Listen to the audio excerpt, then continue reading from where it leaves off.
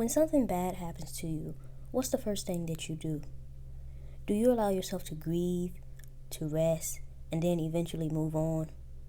Or do you make that bad thing a perpetual part of your identity? Today, I want to talk about letting go of pain. I'm sharing this video because I recently had a realization after going through something that felt pretty disappointing. And as I was processing my feelings in the aftermath of this thing, I noticed something in me that I had to correct myself on. I wasn't just grieving, I wasn't just disappointed. I was trying to build a story about what happened.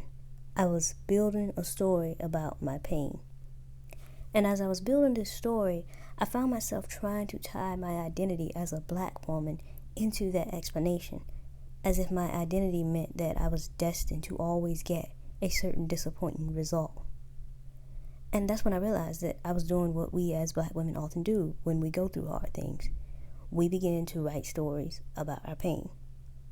Now, thankfully, I was able to catch myself and stop myself from falling into this. But unfortunately, most black women as a collective don't know when they're doing this, and they're not able to stop themselves when they're doing this. And that's why I'm making this video. Here's the thing about building a story about your pain. When you're upset about something in your life, the story that you build around that thing starts to feel comforting. It starts to feel like finally you're validating your own experience. It starts to feel like an explanation for why that thing went wrong, for why you failed, for why you were rejected, for why anything bad happened to you happened. Being able to say this happened to me because I'm a black woman gives you something to hold on to. And when you have something to hold on to, when you don't have anything else, that's finally one thing, at least, that you have, that story. But the problem is that the story doesn't actually solve anything. You know, you're still in pain, but now you just have a fancy explanation. So black women, you can't get attached to, and you can't be blinded by the stories that you're telling yourself about your pain. Stop holding on to stories about your pain. The story that you are writing about your pain is keeping you from seeing and pursuing the solution you need to succeed. The more you tell yourself the story, the less you'll be interested in finding solutions. You'll stop looking to find a strategy. And you end up sitting there forever in that pain, even though what you wanted was the solution, even though what you wanted was the win. Don't stop in the pain. The story about your pain cannot feel better than the solution to your problem. Let me tell you what I mean. I'm going to use 3 examples: personal, professional, and cultural. First, I'm going to talk about personal, dating. Say you haven't felt successful in dating or receiving male attention. Maybe you like somebody and they didn't like you back. Maybe you heard them say something really hateful about black women. Maybe it wasn't one man. Maybe you watched your friend who didn't look like you get attention while you were always ignored, and this was a pattern that you noticed over the years. Maybe you felt that any woman who didn't look like you got more attention than you. Maybe you felt like women who didn't look like you were always getting more praise than you or more interest in you. Now, what's the story here? Because you've definitely written a story for it. So you wrote a story, and your story says black women are undesirable. Your story says nobody wants dark-skinned girls, or men don't like natural hair.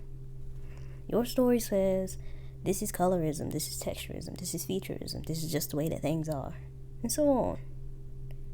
Okay, so you've written this story. You've written this story that's dragging yourself, dragging all other black women. And, aside from how unproductive that is or whether that's been true for you, the question is, why are you giving up there? You wrote a story, but why did you stop there? Did you even stop to ask yourself, how am I presenting myself? Before I go online and make this think piece about how black women aren't a beauty standard, before I accidentally put down other black women and their beauty, have I considered the strategy, the solution of going to the gym, finding new clothes, trying new skincare? Instead of considering the places you're in, asking, Maybe I'm hanging out in the wrong circles. Maybe I'm in spaces where people aren't smart enough to appreciate me. Maybe I need to change who I'm interested in. Instead of doing that, instead of reassessing your strategy, instead of looking for a solution, you're just holding on to a painful story. You're letting that story be an explanation, and you're letting that story be the end. If your goal was to get attention, to feel appreciated, to get in a relationship, why are you fixating on that story? Are you going to spend the rest of your life proving that story, that you're undesirable and unwanted? Or are you going to try to move yourself toward the actual goal that you want? You should always be asking yourself, what gets me closer to the goal, to the thing that I actually want? Because the goal shouldn't be to prove the painful story. The goal should be to get a better life. The story might comfort you, but it's not a better life. So why are you stopping there? Here's my second example, my professional example. Say we're talking about dreams. We all have dreams. We all have goals, ambitions. So say you have a dream. Maybe this is for your career. Maybe it's a dream job. Or maybe you are trying to start a business. Maybe you already own a business. Or you are engaging in some professional pursuit. Certain talent or skill that you have. And say that thing doesn't work out for a moment. You hit a bump or something fails or you have a setback. Well, what's the story? You write this story. You start pulling your identity into it. People don't support black women. Black women can't get funding. Black women can't benefit from networks. Okay, all right.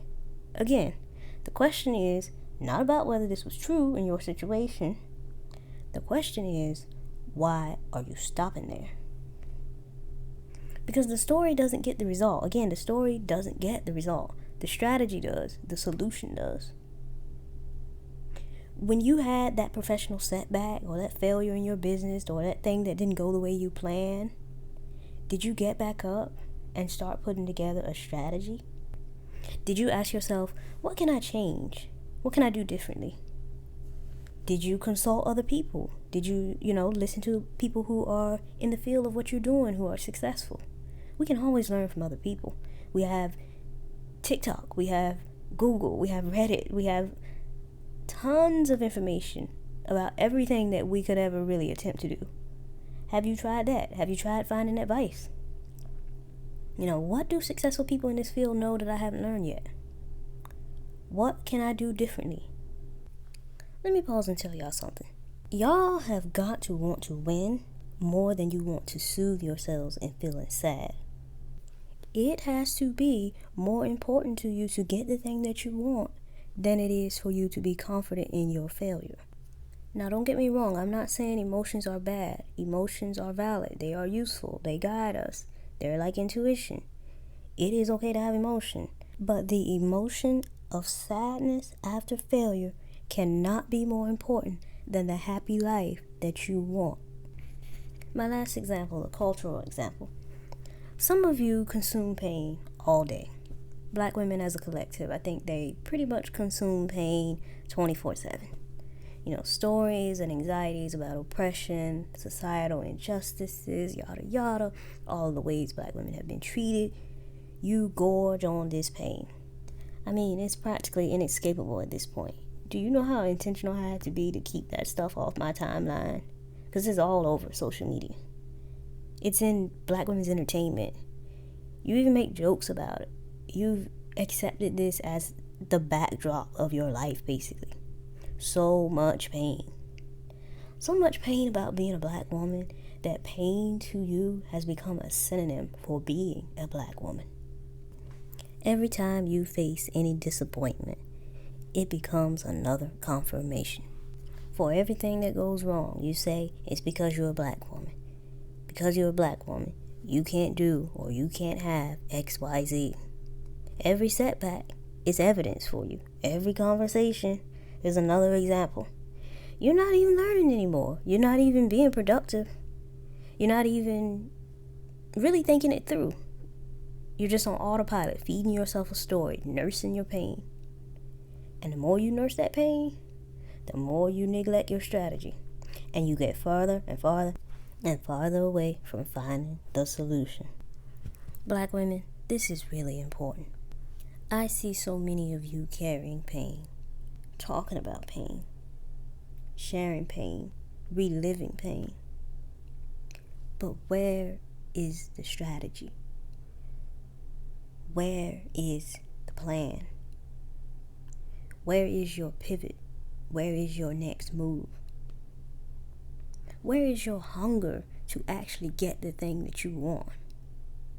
Are you going to let pain be the answer to your story?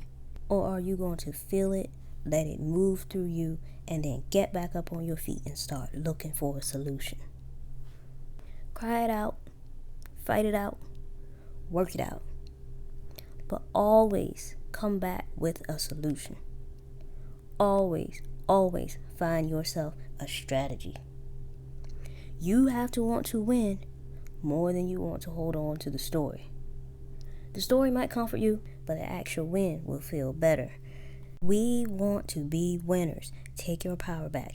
And again, remember, do not become so attached to, distracted by, and fed by the story of your pain that you stop searching for a solution. The story about your pain cannot feel better than the solution to your problem. Please share this message with other Black women. It needs to get out. It needs to be heard. Like this video and subscribe to my channel. Thank you so much for listening to me. May the truth set you free.